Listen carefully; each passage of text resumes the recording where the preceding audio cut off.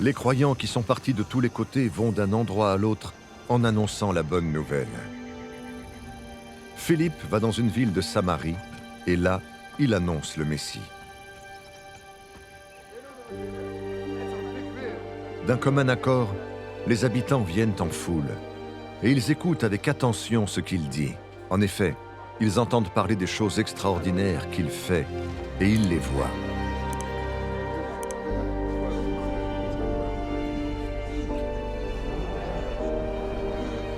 Des esprits mauvais sortent de nombreux malades en poussant de grands cris.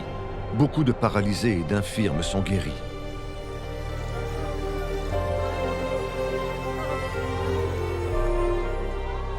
Alors la joie est grande dans cette ville.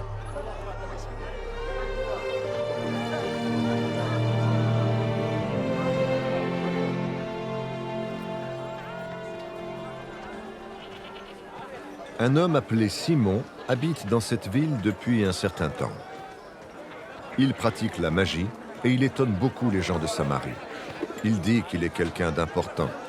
Et tous, les plus jeunes comme les plus vieux, l'écoutent avec attention. On dit, cet homme, c'est la puissance de Dieu, celle qu'on appelle la grande puissance. Depuis longtemps, Simon étonne beaucoup les gens avec sa magie. C'est pourquoi ils l'écoutent avec attention. Mais maintenant, Philippe leur annonce la bonne nouvelle de Jésus-Christ et du royaume de Dieu. Tous ceux qui le croient, des hommes et des femmes, se font baptiser. Même Simon devient croyant. Il se fait baptiser et il ne quitte plus Philippe. En voyant les miracles et les choses extraordinaires qui arrivent, c'est lui qui est très étonné.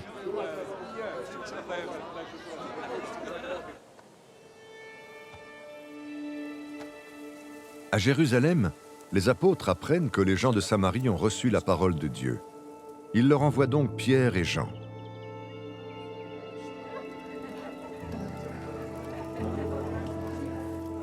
Quand les deux apôtres arrivent en Samarie, ils prient pour que les croyants reçoivent l'Esprit Saint.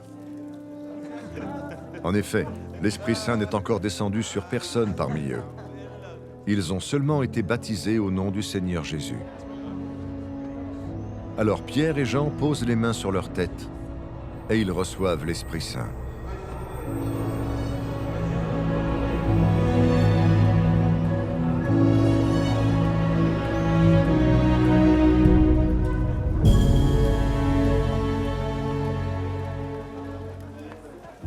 Simon voit que les croyants reçoivent l'Esprit Saint quand les apôtres posent les mains sur leur tête.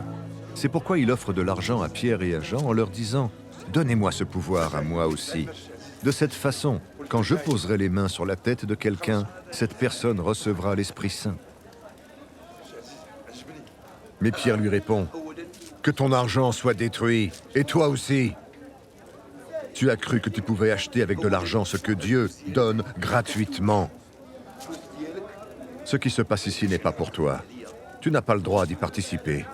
En effet, pour Dieu, ton intention est mauvaise. Ce que tu as fait est mal. Reconnais cela et prie le Seigneur. Il va peut-être pardonner ces mauvaises pensées. Oui, je le vois. Tu es rempli d'envie et prisonnier du péché. »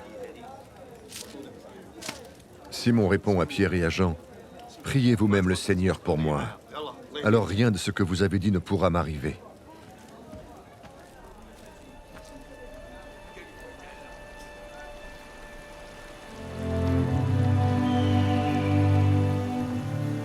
Les deux apôtres rendent témoignage en annonçant la parole du Seigneur, puis ils retournent à Jérusalem. En chemin, ils font connaître la bonne nouvelle dans beaucoup de villages de Samarie.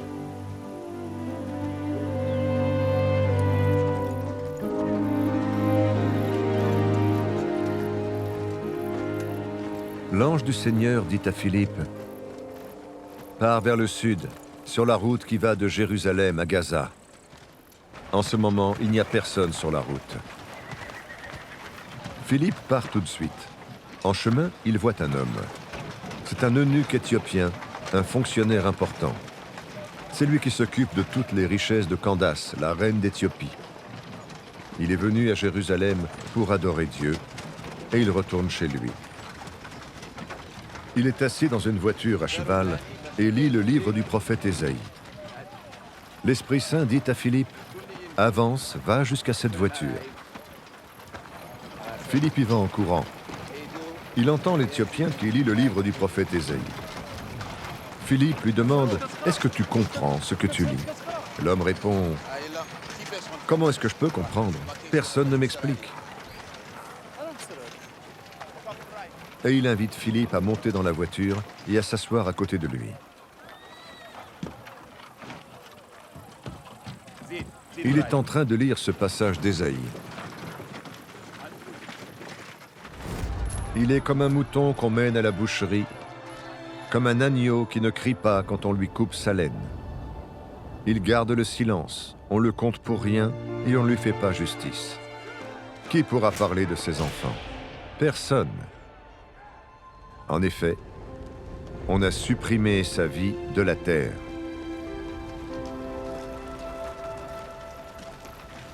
L'Éthiopien demande à Philippe, « S'il te plaît, dis-moi, le prophète parle de qui?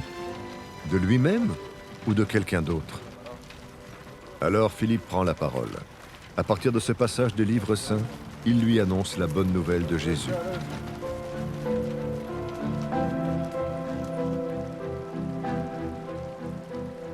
Ils continuent leur chemin et arrivent à un endroit où il y a de l'eau. L'Éthiopien dit à Philippe, « Voici de l'eau. Qu'est-ce qui empêche que je sois baptisé ?» Il fait arrêter la voiture. Philippe et l'Éthiopien descendent tous les deux dans l'eau et Philippe le baptise.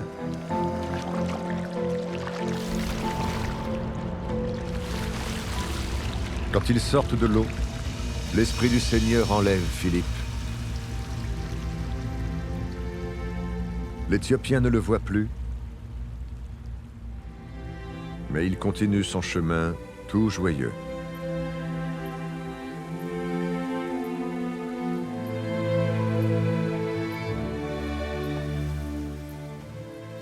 Philippe se retrouve à Azote, puis il part pour Césarée. En chemin, il annonce la bonne nouvelle dans toutes les villes où il passe.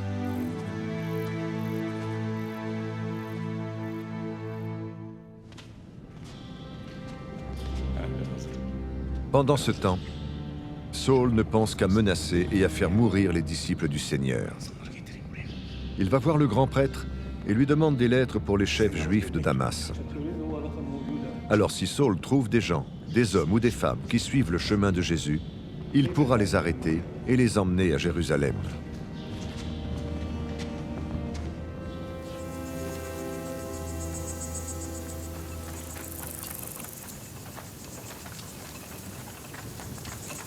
Saul est encore sur la route et il approche de Damas.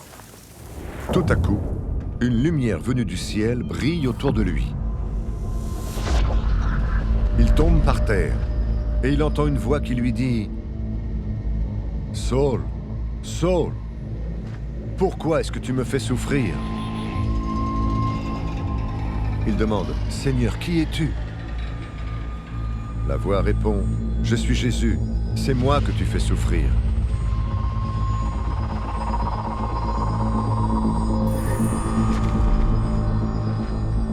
Mais relève-toi et entre dans la ville. Là, on te dira ce que tu dois faire.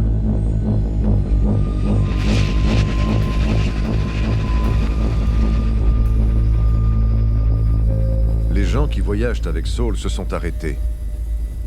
Ils n'osent pas dire un mot. Ils entendent la voix, mais ils ne voient personne. Saul se relève. Il a les yeux ouverts, mais il est aveugle.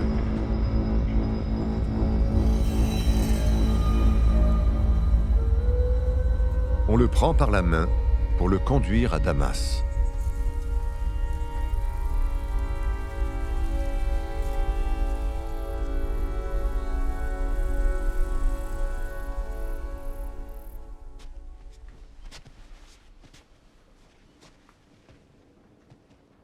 Et pendant 3 jours, il reste aveugle.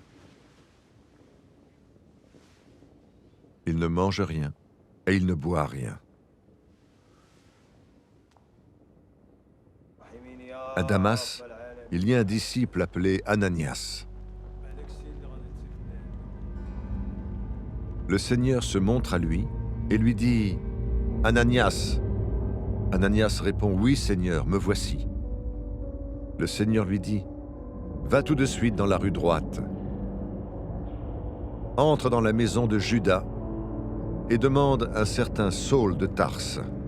Il est en train de prier. Et voici ce que je lui ai montré. Un homme appelé Ananias est entré et il a posé les mains sur sa tête pour qu'il retrouve la vue. » Ananias répond « Seigneur, j'ai entendu beaucoup de gens parler de cet homme. Je sais tout le mal qu'il a fait à tes disciples à Jérusalem. Et les chefs des prêtres lui ont donné le pouvoir d'arrêter ici également tous ceux qui font appel à ton nom. » Mais le Seigneur dit à Ananias, « Va trouver cet homme. Je l'ai choisi et je vais me servir de lui. Il fera connaître mon nom aux peuples étrangers, à leurs rois et aussi au peuple d'Israël. Je lui montrerai moi-même tout ce qu'il doit souffrir à cause de mon nom. »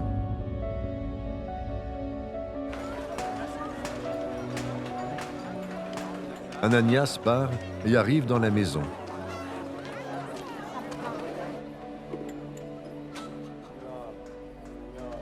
Il pose les mains sur la tête de Saul en lui disant « Saul, mon frère, c'est le Seigneur qui m'envoie.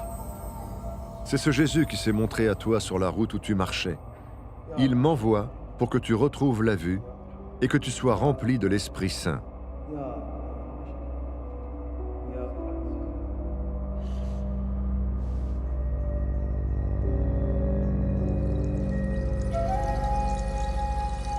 À ce moment-là, des sortes d'écailles tombent des yeux de Saul et il retrouve la vue. Il se lève et il est baptisé. Puis il mange et il reprend des forces.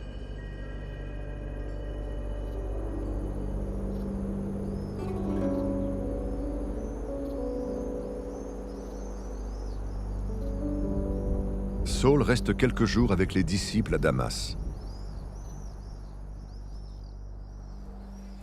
Il se met aussitôt à annoncer dans les maisons de prière des Juifs « Jésus est le Fils de Dieu ».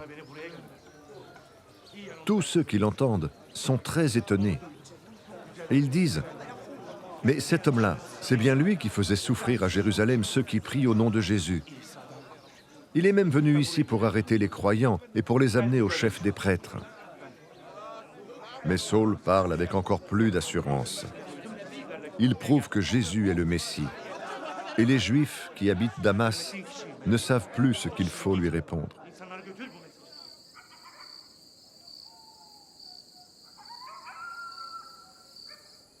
Au bout d'un certain temps, il décide de faire mourir Saul.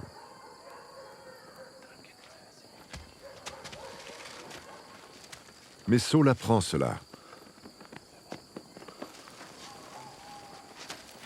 Jour et nuit, on surveille les portes de la ville pour le prendre et le faire mourir.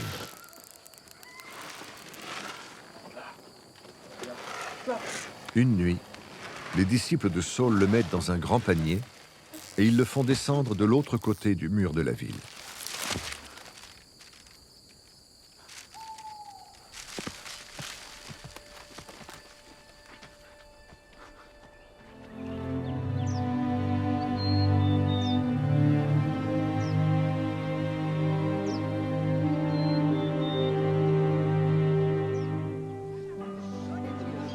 Quand Saul arrive à Jérusalem, il essaie d'entrer dans le groupe des disciples, mais tous ont peur de lui. En effet, personne ne croit que Saul est vraiment un disciple. Alors Barnabas le prend avec lui et il l'emmène voir les apôtres.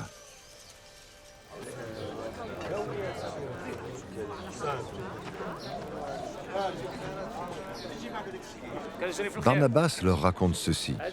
Sur la route, Saul a vu le Seigneur, et le Seigneur lui a parlé.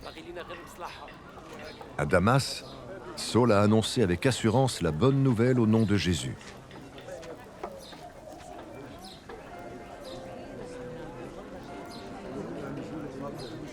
À partir de ce moment, Saul est avec les apôtres. Il va et vient avec eux dans Jérusalem. Il annonce avec assurance la bonne nouvelle au nom du Seigneur. Il rencontre les Juifs qui parlent grec et discute avec eux. Mais eux cherchent à le faire mourir. Quand les croyants apprennent cela, ils conduisent Saul à Césarée, puis le font partir pour Tarse.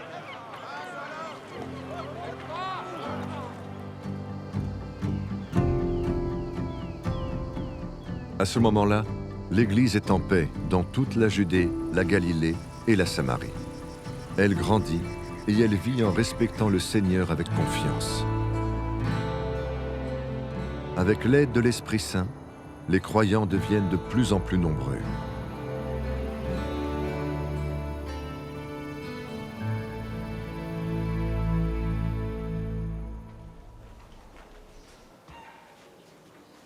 Pierre voyage dans tout le pays. Un jour, il va chez les croyants qui habitent à Lydda. Là, il trouve un homme appelé Énée. Cet homme est couché sur son lit depuis 8 ans. Il est paralysé. Pierre lui dit, « Énée, Jésus-Christ te guérit. Lève-toi et fais toi-même ton lit. » L'homme se lève tout de suite.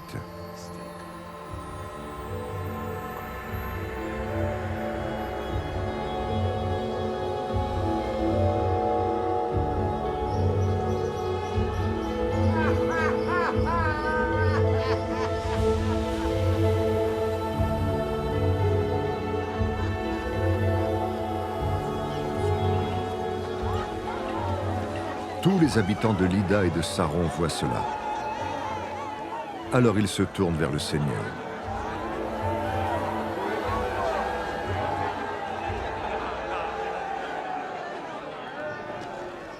À Joppé, il y avait une femme croyante appelée Tabitha. En grec, on traduit ce nom par Dorcas, ce qui veut dire gazelle. Elle passait tout son temps à faire le bien et à aider les pauvres. Un jour, elle tombe malade et elle meurt. On lave son corps et on le met dans une pièce en haut de la maison. Les disciples de Joppé apprennent que Pierre est à Lydda, et Lydda n'est pas loin de Joppé. Alors ils envoient 2 hommes pour dire à Pierre, « S'il te plaît, viens vite chez nous. » Pierre part avec eux tout de suite. Quand il arrive, on le conduit dans la pièce en haut de la maison. Toutes les veuves s'approchent de lui en pleurant. Elles lui montrent les chemises et les vêtements que Dorcas faisait quand elle vivait encore. Pierre fait sortir tout le monde. Il se met à genoux et il prie. Ensuite, il se tourne vers le corps et dit « Tabitha, lève-toi. »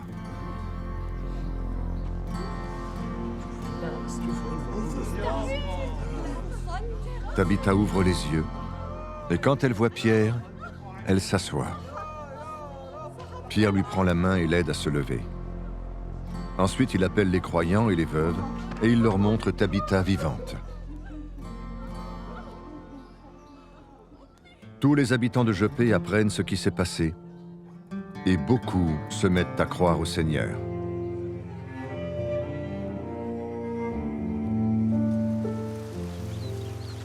Pierre reste assez longtemps à Joppé. Il habite chez Simon, un artisan qui travaille le cuir.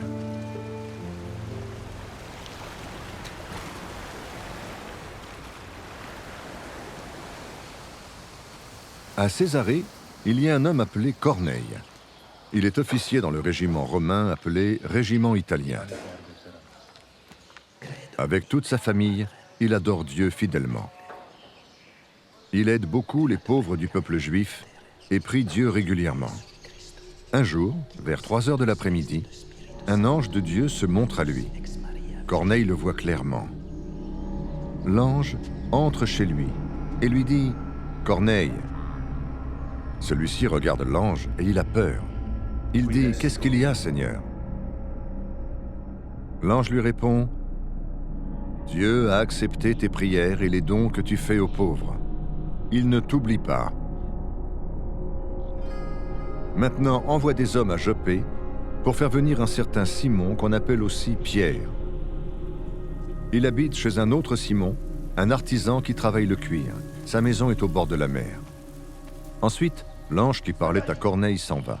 Alors Corneille appelle 2 serviteurs et un de ses soldats. Celui-ci est à son service depuis longtemps et c'est un homme fidèle à Dieu.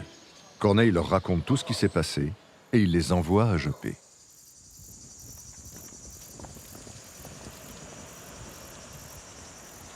Le jour suivant, les serviteurs et le soldat sont en route et ils approchent de la ville de Joppé. Vers midi, Pierre monte sur la terrasse de la maison pour prier.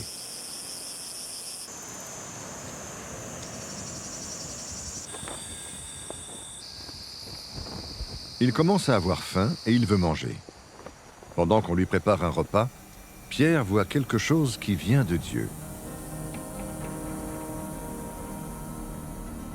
Il voit le ciel ouvert et un objet qui descend du ciel. Cet objet ressemble à une grande toile qu'on tient par les 4 coins. Elle vient se poser par terre. Dedans, il y a toutes sortes d'animaux. Des animaux à 4 pattes, ceux qui rampent sur la terre, et des oiseaux. Une voix dit « Pierre, lève-toi, tue et mange ». Pierre répond « Non, Seigneur, je n'ai jamais mangé de nourriture interdite ou impure ». Il entend la voix une 2e fois. Elle lui dit « Ce que Dieu a rendu pur, ne dis pas que c'est interdit ». Cela se produit 3 fois, et tout de suite après, l'objet est emporté dans le ciel.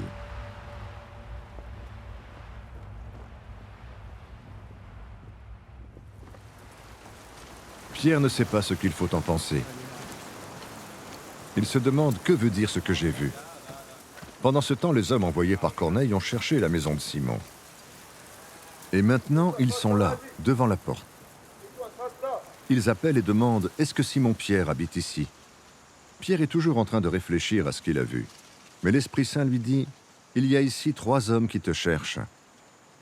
Descends tout de suite et pars avec eux sans hésiter. C'est moi qui les ai envoyés. »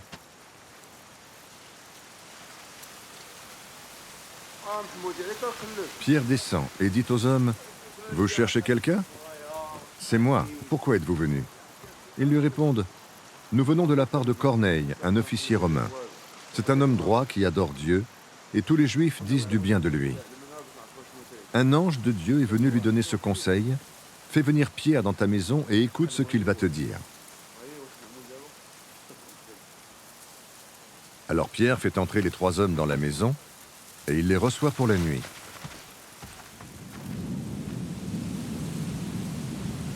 Le jour suivant, Pierre part tout de suite avec les 3 hommes.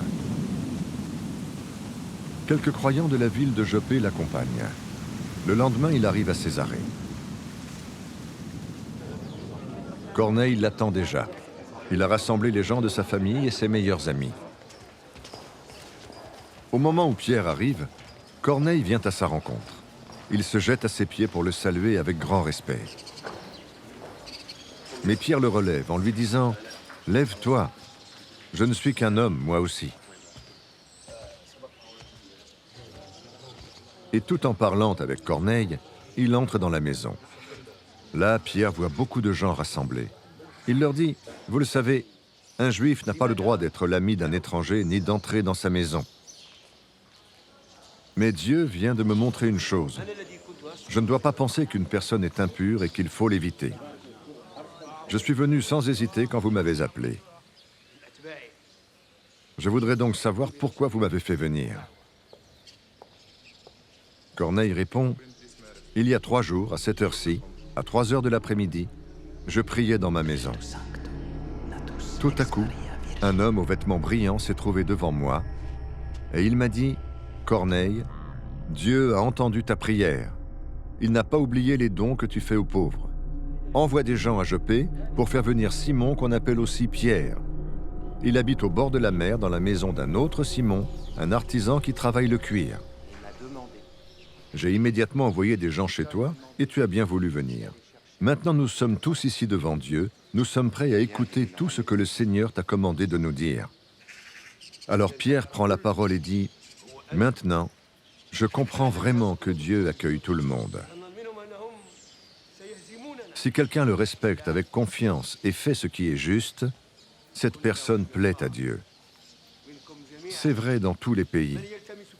Dieu a envoyé sa parole au peuple d'Israël. Il lui a annoncé la bonne nouvelle de la paix par Jésus-Christ, qui est le Seigneur de tous. Tout a commencé après que Jean a lancé cet appel « Faites-vous baptiser ». Vous savez ce qui est arrivé, d'abord en Galilée, puis dans toute la Judée. Vous savez comment Dieu a répandu la puissance de l'Esprit Saint sur Jésus de Nazareth. Jésus est passé partout en faisant le bien. Il guérissait tous ceux qui étaient prisonniers de l'esprit du mal parce que Dieu était avec lui. Et nous sommes témoins de tout ce qu'il a fait dans le pays des Juifs et à Jérusalem. On l'a supprimé en le clouant sur une croix.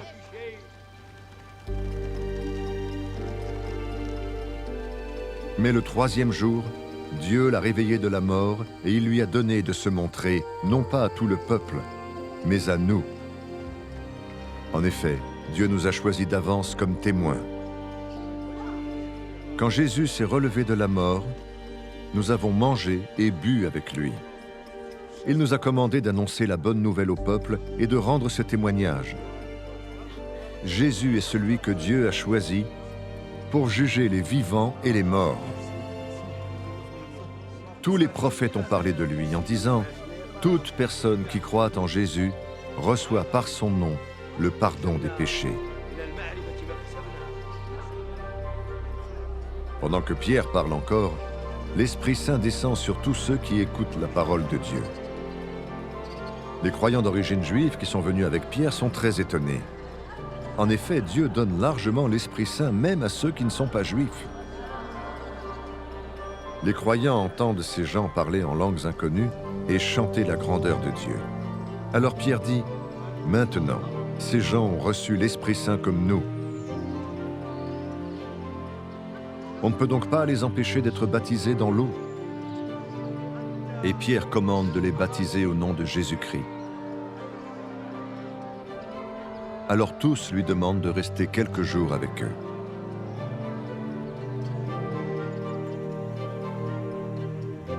Les apôtres et les croyants qui sont en Judée apprennent ceci. Ceux qui ne sont pas juifs ont reçu eux aussi la parole de Dieu. Quand Pierre revient à Jérusalem, les croyants d'origine juive se mettent à discuter avec lui.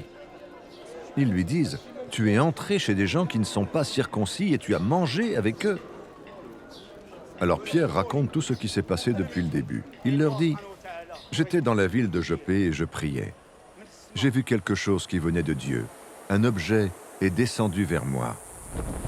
Il ressemblait à une grande toile qu'on tenait par les quatre coins. Elle est descendue du ciel et elle est arrivée jusqu'à moi. J'ai regardé avec attention ce qu'il y avait dans la toile. Et j'ai vu des animaux à quatre pattes, des animaux qui rampent sur la terre et des oiseaux. J'ai entendu une voix qui me disait « Pierre, lève-toi, tue et mange. » J'ai répondu « Non, Seigneur. Aucune nourriture interdite ou impure n'est jamais entrée dans ma bouche. » Une deuxième fois, j'ai entendu la voix qui venait du ciel. Elle disait « Ce que Dieu a rendu pur, ne dis pas que c'est interdit. » Cela s'est produit 3 fois. Ensuite, tout est remonté dans le ciel. Au même moment, 3 hommes sont arrivés à la maison où j'étais. On les avait envoyés de Césarée pour me faire venir. L'Esprit Saint m'a dit, pars avec eux sans hésiter. Les 6 frères que j'ai amenés ici m'ont accompagné à Césarée, et nous sommes entrés dans la maison de Corneille. Voici ce que Corneille nous a raconté. J'ai vu un ange dans ma maison. Il m'a dit, envoie des hommes à Jopé pour faire venir Simon, qu'on appelle aussi Pierre. Il te dira les paroles par lesquelles Dieu va te sauver, toi et toute ta famille. Après cela, moi, Pierre, j'ai commencé à parler à Corneille et aux autres. Pendant que je parlais, l'Esprit Saint est descendu sur eux, comme il est descendu sur nous au début. Je me suis souvenu de cette parole du Seigneur, Jean a baptisé avec de l'eau, mais vous, vous serez baptisés dans l'Esprit Saint. Dieu leur a fait le même don qu'à nous quand nous avons cru au Seigneur Jésus-Christ. Donc, est-ce que moi, je pouvais empêcher Dieu d'agir? En entendant ces paroles, les croyants deviennent plus calmes. Ils disent « Gloire à Dieu ». Oui, c'est vrai, ceux qui ne sont pas juifs peuvent aussi changer leur vie et entrer dans la vraie vie. C'est Dieu qui leur donne cela. Après la mort d'Étienne, on a commencé à faire souffrir les croyants et ils sont partis de tous les côtés. Ils sont allés jusqu'en Phénicie, à Chypre et à Antioche, mais ils ont annoncé la parole de Dieu seulement aux Juifs.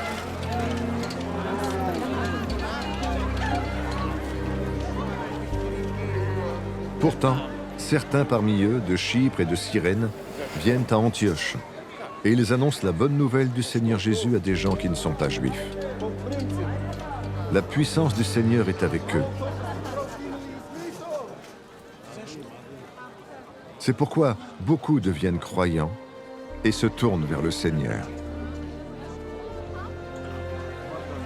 Les membres de l'Église de Jérusalem apprennent cela, alors ils envoient Barnabas à Antioche. Barnabas arrive et il voit que Dieu montre son amour de 1000 manières aux croyants. Il en est très heureux, il les encourage tous à rester fidèles au Seigneur de tout leur cœur. En effet, Barnabas est un homme bon, rempli d'Esprit Saint et de foi. Un grand nombre de personnes s'unissent ainsi au Seigneur.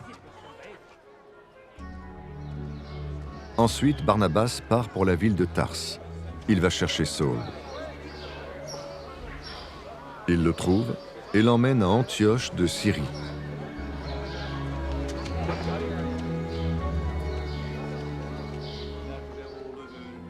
Tous les deux passent une année entière dans cette église. Ils enseignent beaucoup de monde. Et c'est à Antioche que pour la première fois, les disciples sont appelés chrétiens. Un jour, des prophètes viennent de Jérusalem à Antioche.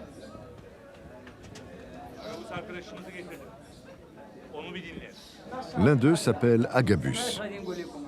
Poussé par l'Esprit Saint, il annonce qu'il va bientôt y avoir une grande famine sur toute la terre. Et cette famine a lieu, en effet, au temps où Claude est empereur.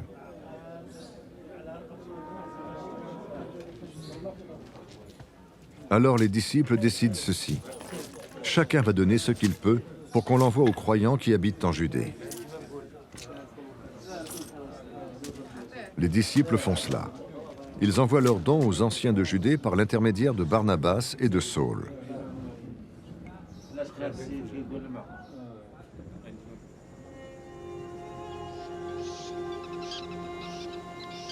À ce moment-là, le roi Hérode Agrippa Ier se met à faire du mal à certains membres de l'Église. Il fait tuer par des soldats Jacques, le frère de Jean. Il voit que cela plaît aux Juifs. Alors il fait aussi arrêter Pierre. C'est au moment de la fête des pains sans levain.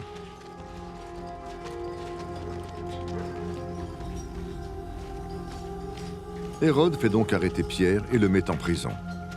Il commande à 4 groupes de 4 soldats de le garder. Il veut le faire juger devant le peuple après la fête de la Pâque. Les soldats gardent Pierre dans la prison. Mais les membres de l'Église prient sans cesse Dieu pour lui.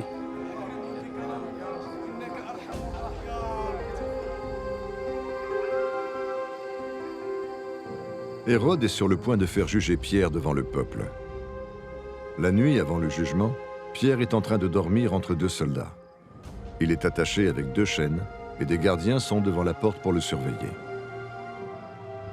Tout à coup, l'ange du Seigneur est là. Une lumière brille dans la cellule de la prison. L'ange réveille Pierre en lui touchant le côté. Il lui dit « Lève-toi, vite !» Alors les chaînes tombent de ses mains. L'ange lui dit, « Mets ta ceinture et attache tes sandales. » Pierre obéit. L'ange lui dit, « Mets ton vêtement de dessus et suis-moi. » Pierre sort de la cellule et le suit. Il pense que tout cela n'est pas réel. Il croit rêver. Pierre et l'ange passent devant le premier groupe de soldats, puis devant le deuxième groupe. Ils arrivent à une porte en fer qui donne sur la ville. La porte s'ouvre toute seule devant eux et ils sortent.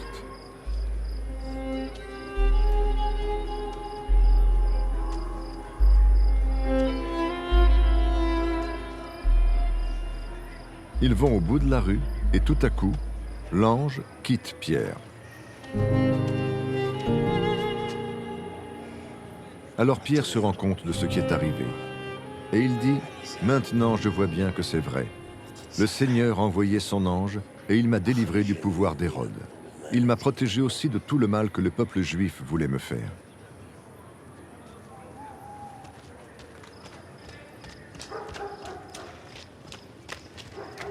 Quand Pierre comprend cela, il va à la maison de Marie, la mère de Jean, celui qu'on appelle aussi Marc. Là, beaucoup de croyants sont réunis et ils prient. Pierre frappe à la porte d'entrée. Une servante appelée Rhodée vient répondre. Elle reconnaît la voix de Pierre et elle est tellement contente qu'elle ne pense pas à ouvrir la porte. Elle court annoncer aux autres, « Pierre est là, devant la porte !»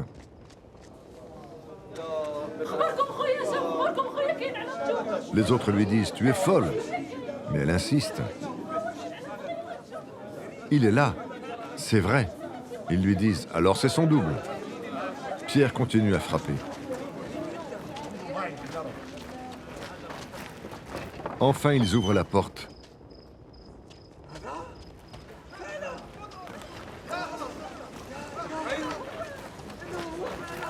Ils voient Pierre et sont très étonnés. De la main, Pierre leur fait signe de se taire. Il leur raconte comment le Seigneur l'a fait sortir de prison.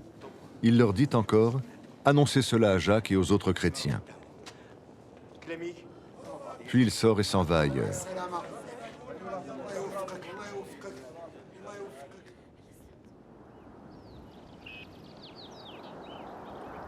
Quand il fait jour, il y a une grande agitation parmi les soldats. Ils se demandent ce que Pierre est devenu. Hérode le fait chercher partout, mais on ne le trouve pas. Alors il interroge les soldats qui le gardaient et il commande de les faire mourir. Ensuite, Hérode quitte la Judée. Il va à Césarée où il reste un certain temps. Hérode est très en colère contre les habitants de Tyr et de Sidon. Eux se mettent d'accord pour aller le voir. Pour cela, ils payent Blastus, le gardien de la chambre du roi, et ils vont demander à Hérode de faire la paix. En effet, la nourriture de Tyr et de Sidon vient du pays d'Hérode. On choisit un jour. Ce jour-là, Hérode met son vêtement de roi. Il prend place sur son siège et fait un discours au peuple. Les gens répondent en criant, « Ce n'est pas un homme qui parle, c'est un Dieu. »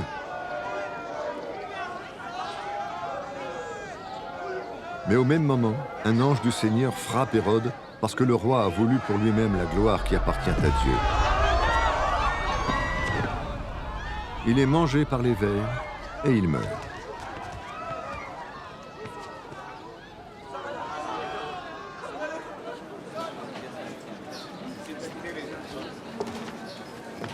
La parole de Dieu est de plus en plus connue.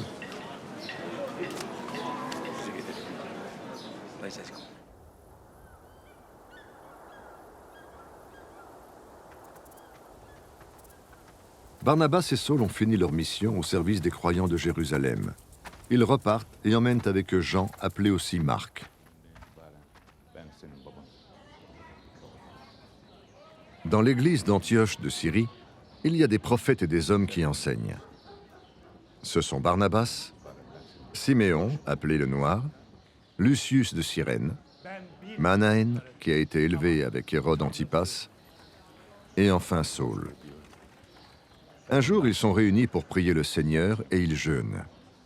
Alors l'Esprit Saint leur dit, « Mettez à part Barnabas et Saul pour faire le travail que je vais leur demander. » Ils continuent à jeûner et à prier. Ensuite, ils posent les mains sur la tête de Barnabas et de Saul et ils les laissent partir.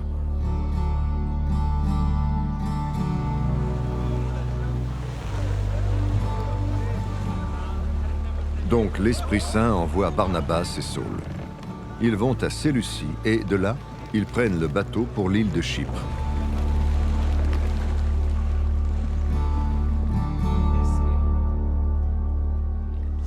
Ils arrivent à Salamine et ils annoncent la parole de Dieu dans les maisons de prière des Juifs.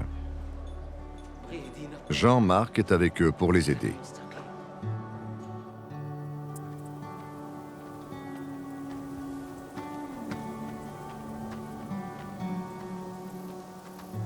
Ils traversent toute l'île et arrivent à Paphos.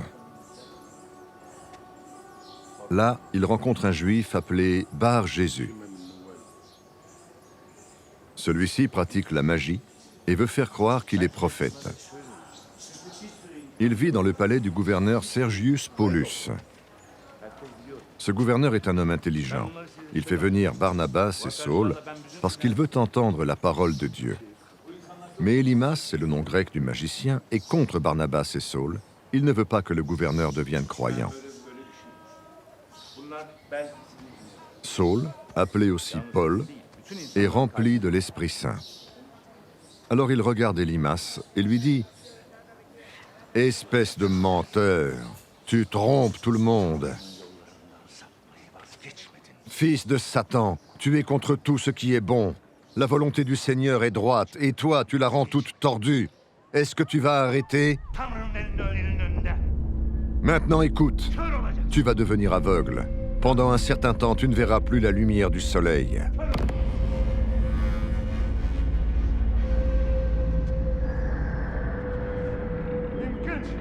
Aussitôt, tout devient sombre pour Élymas. Il est dans la nuit, il tourne en rond. Il cherche quelqu'un pour le conduire par la main.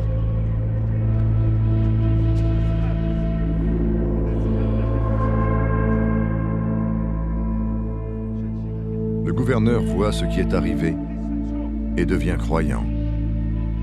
En effet, l'enseignement au sujet du Seigneur l'a touché profondément.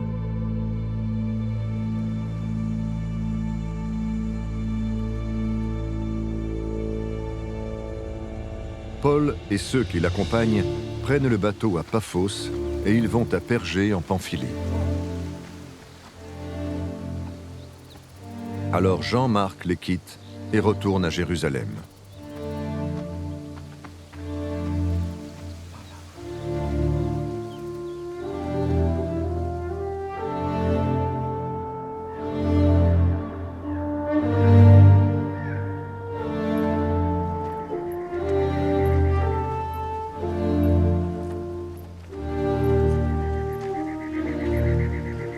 Ensuite, Paul et Barnabas quittent Pergée et ils arrivent à Antioche de Pisidie.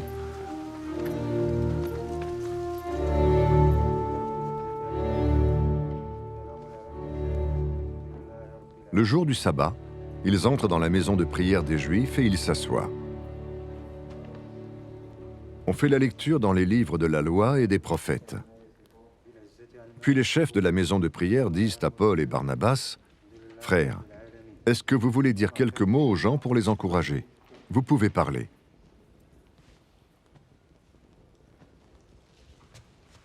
Paul se lève, il fait signe de la main et dit,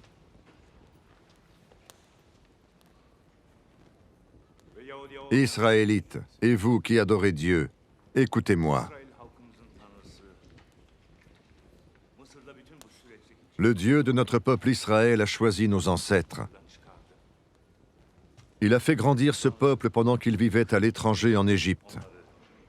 Ensuite, Dieu l'a fait sortir d'Égypte par sa puissance. Pendant à peu près 40 ans, il a pris soin de son peuple dans le désert.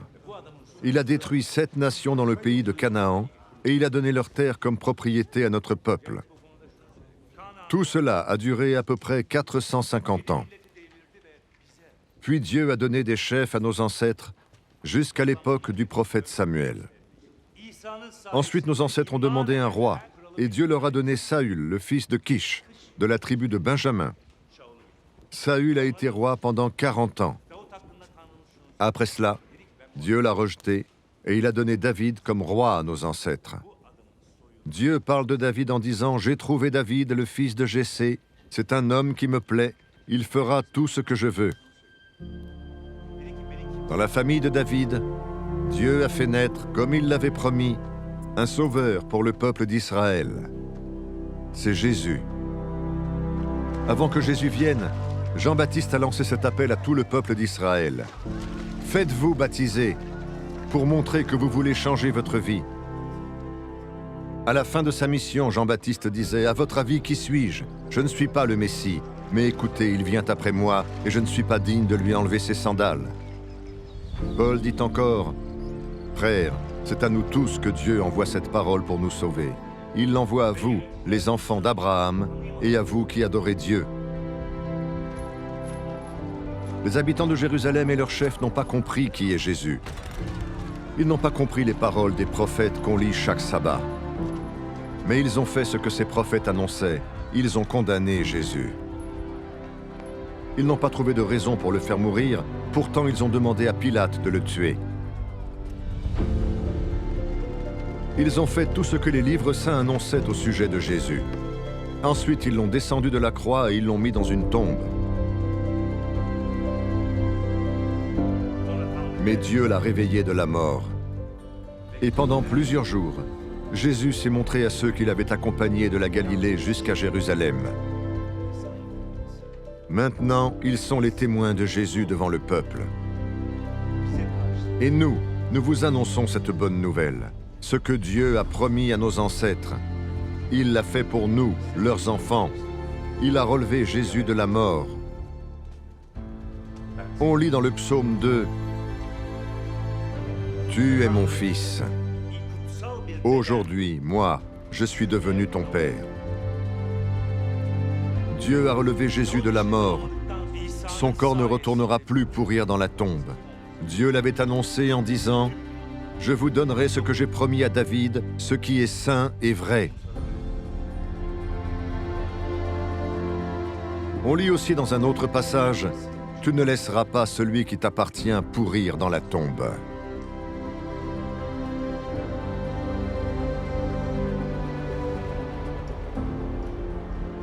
Pendant sa vie, David a été le serviteur de Dieu.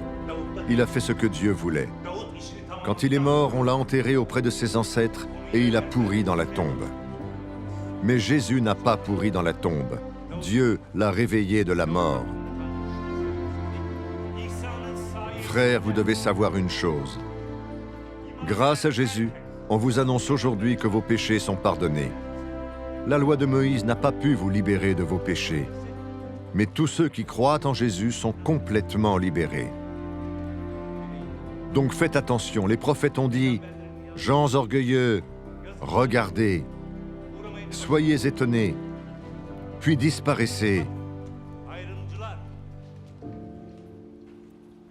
En effet, pendant votre vie, je vais faire quelque chose d'extraordinaire.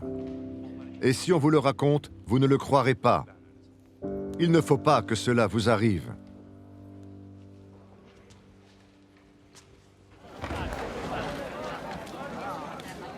Ensuite, Paul et Barnabas sortent de la maison de prière. On leur demande de revenir le sabbat suivant et de parler des mêmes choses.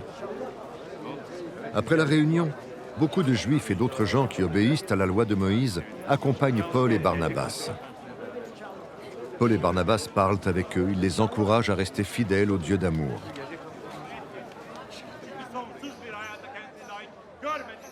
Le sabbat suivant, presque tous les habitants d'Antioche de Pisidie se rassemblent pour entendre la parole du Seigneur.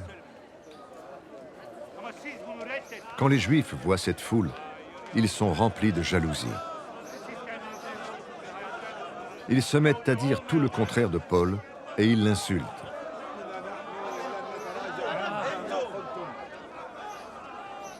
Alors Paul et Barnabas disent avec assurance « C'est d'abord à vous, les Juifs, que nous devions annoncer la parole de Dieu.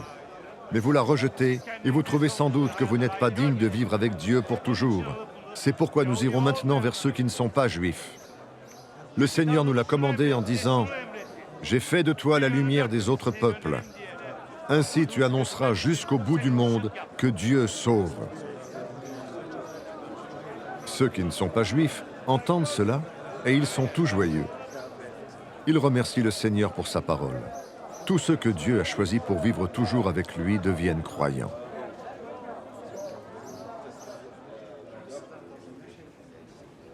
Dans tout le pays, la parole du Seigneur est de plus en plus connue.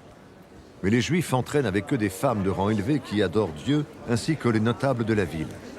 Ils poursuivent Paul et Barnabas pour leur faire du mal et ils les chassent de leur pays.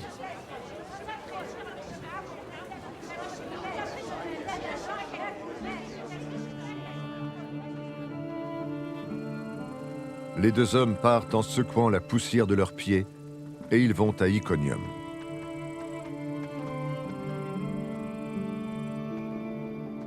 À Antioche, les disciples restent remplis de joie et de l'Esprit Saint.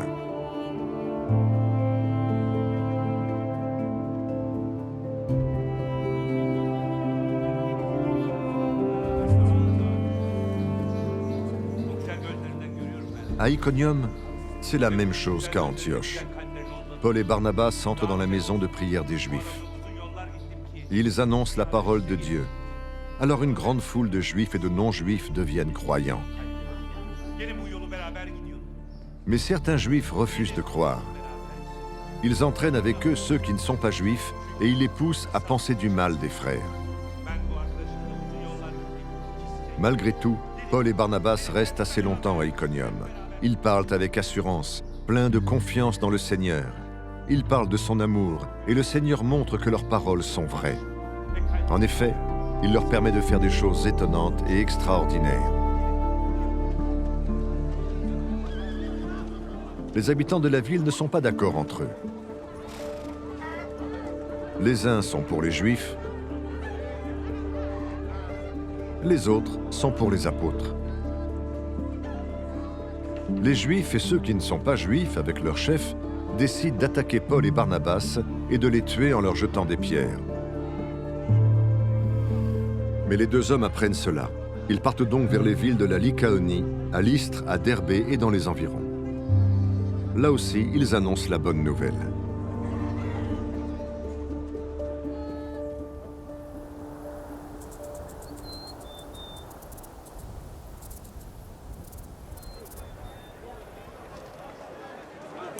À Lystre, il y a un homme qui ne peut pas se tenir debout. Depuis sa naissance, il est infirme et n'a jamais pu marcher. Un jour, il écoute Paul parler.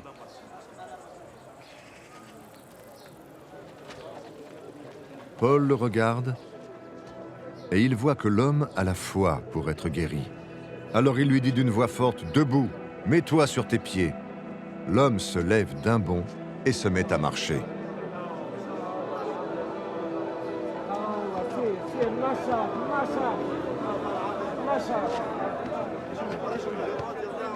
La foule voit ce que Paul a fait.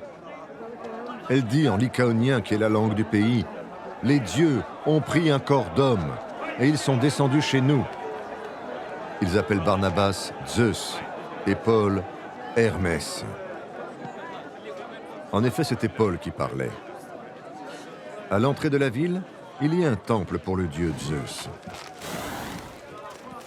Le prêtre de ce temple amène devant les portes des taureaux ornés de couronnes de fleurs.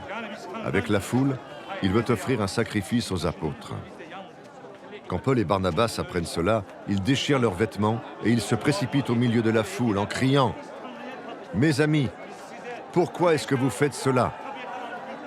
Nous sommes des hommes comme vous. Nous vous apportons la bonne nouvelle. Alors abandonnez ces dieux qui ne valent rien. Tournez-vous vers le Dieu vivant. Il a fait le ciel, la terre, la mer et tout ce qu'ils contiennent. Autrefois, il a laissé tous les peuples suivre leur chemin. Pourtant, Dieu a toujours montré son amour. En effet, il vous a envoyé du ciel les pluies et les récoltes au bon moment. Il vous a donné la nourriture et il a rempli vos cœurs de joie.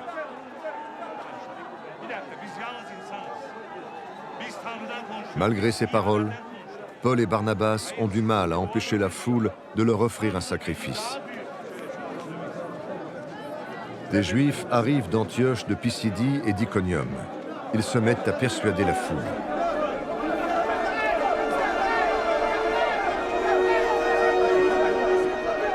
Alors on lance des pierres sur Paul.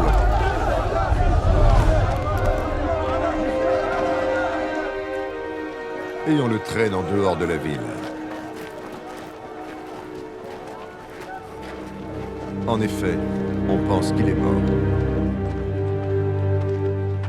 Mais quand les disciples se rassemblent autour de lui, Paul se relève et rentre dans la ville.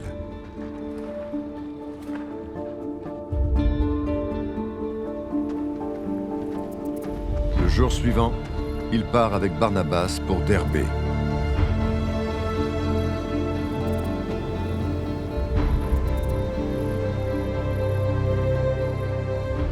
Dans la ville de Derbé, Paul et Barnabas annoncent la bonne nouvelle.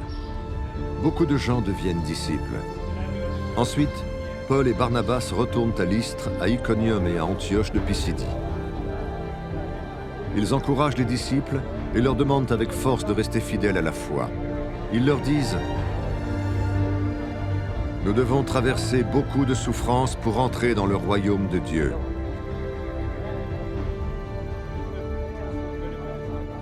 Paul et Barnabas choisissent des anciens pour chaque église. Ils prient et ils jeûnent, puis ils confient au Seigneur ces anciens qui croient en lui.